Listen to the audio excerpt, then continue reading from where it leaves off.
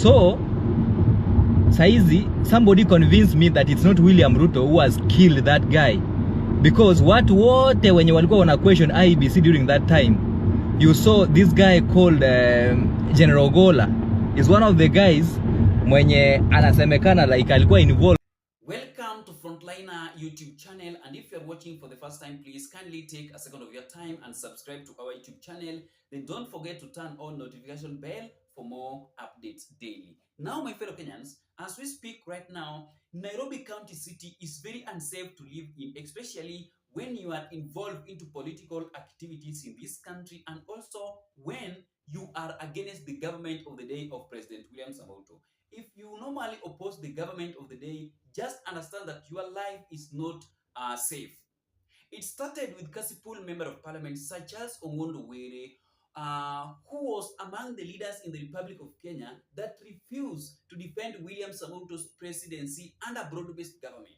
Alikata kabisa. Then later on, he was assassinated here in Nairobi at City Mortuary roundabout 30 minutes after leaving the parliament. Nothing happened. We were not updated on the further investigation that happened behind that death, because the people that were put aside to investigate that matter are the people who done away with his life. Ongondo Were was killed by the government of William Samoei because he was against the government. Number two, yesterday on Wednesday, city lawyer K1LLED was also assassinated here in Nairobi at Magadi Road in Karen, the same way Kasipul Member of Parliament such as Ongondo Were was also assassinated.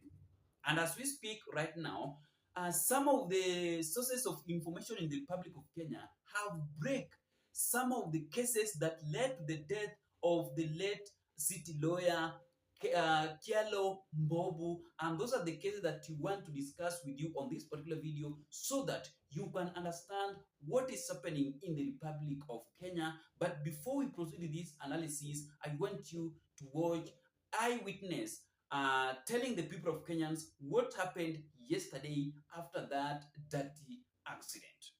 Kama saa 11 na tukielekea na 40 nikasikia nje kama mlio wa pikipiki huwa zinatoa sauti fulani twa kama fire burst, lakini nikasikia kama fire burst ya pikipiki kwa sababu ni njia inapitika. After kusikia hiyo fire burst nikasikia nduru watu wanapiga. Nikaambia wenye tulikuwa na watu wanapiga nduru ni nini? Twende tuone kwa barabara. Kukuja hivi tunaona watu wanatoka kwa magari wakiteremka hapo. Tukakuja na watu wa maua mbio. Kufika pale hiyo gari nayo ilikuwa imegonga Nisani. Sasa mama walikuwa kwa hiyo Nisani, tukawauliza ni nini, wakasema wameua mtu hapa, na wao watu wametoroka na pikipiki wameenda. Wale mama walikuwa wanalia pale. Na watu wakitoka kwa magari huko, "Oi, tusaidieni." Alafu tukaangalia tukaona huyu mtu amekufa. Wale mama wakashtuka wakapanda nini wakaenda, sababu hiyo gari ilikuwa tayari imeshagongwa na nyuma. Ndio sasa tukakaa, ndio jamu ikakuwa mingi. Sasa tukaona mapolisi wakaanza kukuja. Kwa dakika tu polisi wakaanza kuingia. Wenye walikuwa kwa gari wanasema walikuwa watu wawili. Wakati alishoot alikimbia tu na kukalia yenye ilikuwa tayari pale juu. Hivyo ndio waliona. Wakati walipiga kelele wakitoka kwa gari waenda wakishika hiyo mtu, huyo mtu alikalia tu pikipiki na kuenda. Na wale wajua wakajaribu kutoka kwa magari huko juu, tayari pikipiki imeshakata mbio. Kwa sababu pande ya kwenda Rongai tulikuwa na jamu kubwa, lakini pande nyingine hatukuwa na jamu. Sasa wakati walipiga kelele, nini unafanya? Tayari amekalia pikipiki yenye ilikuwa ready pale juu. Sisi sasa tukifika pale tunateremka, watu wanasema ashaenda. Basi watu wa pikipiki wanapanda wanasema huyu mtu ameuawa tu hivyo. Tukasema kwani kuna kitu kuuawa pia? Sasa ndio tukaenda tuende tuone kwa sababu kumejazana. Tukifika tutapata mtu ameshika tu steering, mtu wako smart, anatoka job, amefanya nini? Amekaa ameenda. That one was the eye witness. So let me take you through some of the 3 cases that led to the death of the late city lawyer K1LLED. Number 1, that city lawyer K1LLED are among the lawyers that rejected this bill that some of the leaders under Kenya Kwanza government were trying to take to the court, to the parliament, so that it can be passed. It was all about 5-term limit. They are among the lawyers who rejected 7-term limit in the Republic of Kenya for any elected president. Ati somebody wants to suspend the term limits. Again, somebody wants to introduce ati one term itoke 5 years, iingie 7 years. Ati one term ikuwe 7 years. Aya, sikiza hapa. Kama ulienda kwa kioo ukapata makende yako inatoshana hapa na hii mkono hii kubwa venye iko. Kama ulienda ukajiangalia kwa kioo ukapata hiyo kende yako imetosha hii mkono, imejaa kwa hii mkono. Introduce hizo term limits zako. Endeleeni kukama up na bills za ajabu ajabu. But at the back of your mind, remember, we are jobless. Graph your unemployment ina grow by the second. Wanna continue. Senator Cherargei unda ingine. So here are the details about that bill in the Senate yenye imeleta shida sana that seeks to extend the term limits for elected leaders, the president, MPs, governors and MCAs. First of all, of course, ni ku answer the big question, does the bill seek to extend the term limits for elected leaders? The Senate leo pale X wamesema the bill does not extend term limits, and that is a lie. Here's the other than the evidence contained in the copy of the bill which has been widely circulated, of course, hizo clauses za kuongeza term limits inaonekana hapo. There is an article which was published on the official parliament website, and it's entitled Senate Committee Rejects Cherargei's Constitutional Amendment Bill Amid Overwhelming Public Participation. And then sasa unafikiria sasa juu uliambiwa your balls are big, you will come out here and utupatie term limits, utuambie Kenya Kwanza government, William Samoei Ruto, if you want young people to hold guns, if you want us to go the banana republic way, if you want young people blood to be on the street, washike gun hivi kama South nini inaitwa hapo Sudan na Lebanon. Fanya hiyo pumbavu ya 7 years. You can only push people so far. Hata paka ukimweka kwa nini kwa kona, plug, hiyo paka atakugwara. There are things we cannot be discussing at term limits. Na mazee watu wamekufa leo kwa OC juu ya NHIF. Mazee ma lecturers wako shule, wanafunzi wako shule, walimu wako shule, hakuna madawa. How can we be discussing term limits of a president who we are currently saying must go? Atumtaki saa hii, so unaongezaje 7 years? Kuna vitu zingine wakijaribu bro watachoma nchi na wanajua watumia akili pia. We can't have that discussion here bro. Ati sasa president akwenda 7 years. It's retrogressive, it's primitive, it's backwards. Not in 2024. And not anytime soon. No, the term limits of every MP and president should be 3 years. Inafaa hata kupunguzwa. Yeah, 2 years. We respect them. Moi alifanya nini? Tuna respect Kibaki alijaribu. So president, hata mimi nikiwa president leo, nini ndafanya? Nini ndafanya in 14 years that I can't do in 3 years? Una get? 2 years. Because Cherargei are the people that are saying that 5-term limit is not enough for an elected president in the Republic of Kenya to done some of the duties across the country here in Kenya. So he's among the people, lawyers, who are defending that bill to be passed at the parliament. Number 2, these are the people, Kialombobu,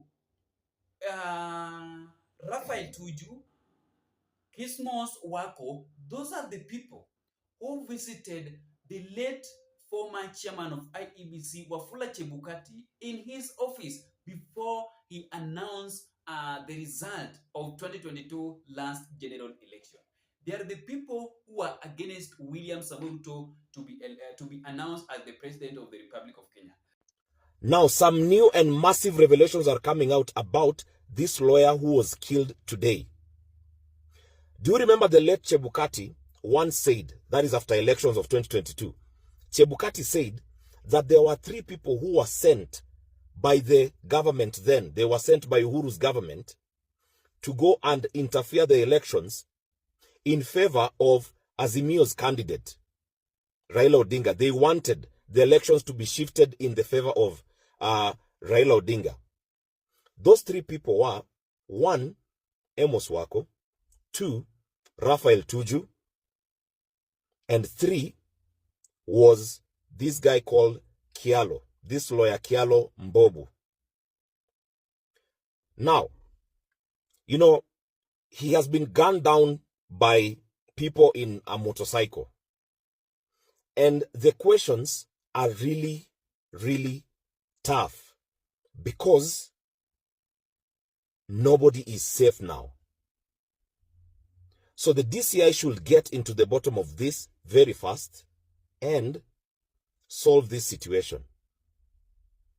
They are the people who are trying to find justice so that former late chairman of IEBC, Wafula Chebukati, wants to give the people of Kenyans a clear result. General Francis Ogola was also there.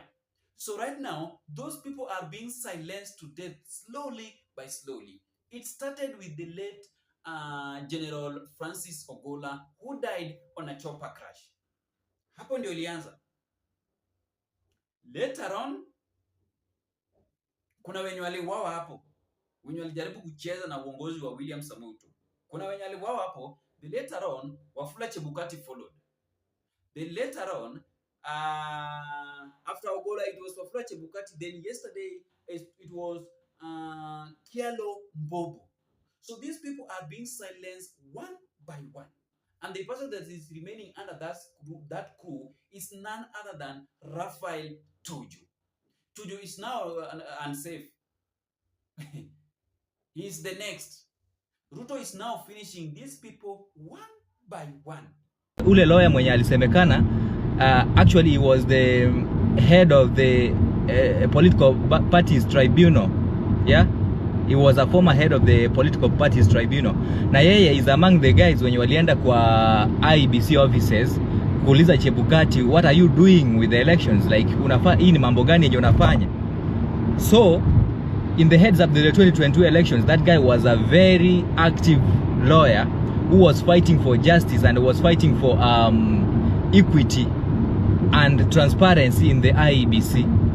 So saizi, somebody convinced me that it's not William Ruto who has killed that guy, because watu wote wenye walikuwa wana question IEBC during that time, you saw this guy called General Ogola is one of the guys mwenye anasemekana like alikuwa involved kuuliza what was happening during that time. He died mysteriously in a chopper crash. Right now, Kialo Mbobu is the one amepigwa risasi ameenda. So how many are we going to bury in the city? Yeah, simply because they are against a tyrannical regime. Yeah, somebody convinced me that mtu mwenye aliua Ogola sio mtu mwenye ameua Kialo Mbobu. Ati mtu anapigwa tu risasi na the gunmen wanapotea. I know how Kenyan police and intelligence are. In fact, Kenyan intelligence and police are the most competent in the world. I'm in the US. I mean, I know how these guys do, the CIA do their things. They only have that monopoly of power, but hawana ile guts and hawana ile capacity ya kuinvestigate kitu to the core.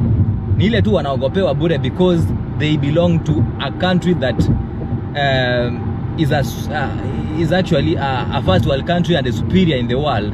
Yeah, that's what tunaogopa. But the Kenyans, DCI and NIS are the most competent. Yeah, and I'm stating that without any fear because najua our forces of coercion. So ati mtu anakuja anapiga mtu risasi kwa street anahepa, huh? It doesn't happen in Kenya without the knowledge of either NIS na DCI ama watu wengine tu wenye wako in the circles of power there. Yeah, bana, musianze hiyo game ya marisasi. There are a lot of things we know zenye mmepanga hapo and we don't want to speak out.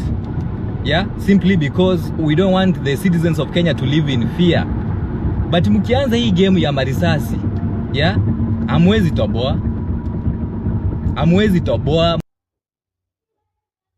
And I want you to watch this video. That video is enough to tell you that things are not yet okay, especially to some of the new formed IEBC that are aiming to conduct the next general election in 2027, that if they will try to mess up with that election, then they will follow the same suit that former IEBC followed. Jaribu kufanya tu hivi, hamtakaa na amani. Lastly, the murder advocate Kyalo Mbobu was one of the 3 people allegedly sent by Uhuru to convince Chebukati to alter election result in favor of Right Honorable Raila Amolo Odinga. Hey, that is what is happening. The last one. This same lawyer are the people that were being linked up with the case of land. It is true. Sorry, let me brief it to you so that you can understand this. Lawyer who was murdered in cold blood along Magadi Road in Karen, Mbobu Kyalo, have also been implicated in case where he was doing some representation over a land on which the Kenyatta family lost due to an action done by KBC. So this gentleman that died yesterday have many cases that have led to his death. Too many cases. Hey. So Ruto knows what happened. He knows what happened to that lawyer. Hanajua. So thank you so much, ladies and gentlemen, and may God bless you. See you in the next video that is going to be uploaded shortly within no time. Make sure you subscribe to our YouTube channel for more updates daily. Bye-bye.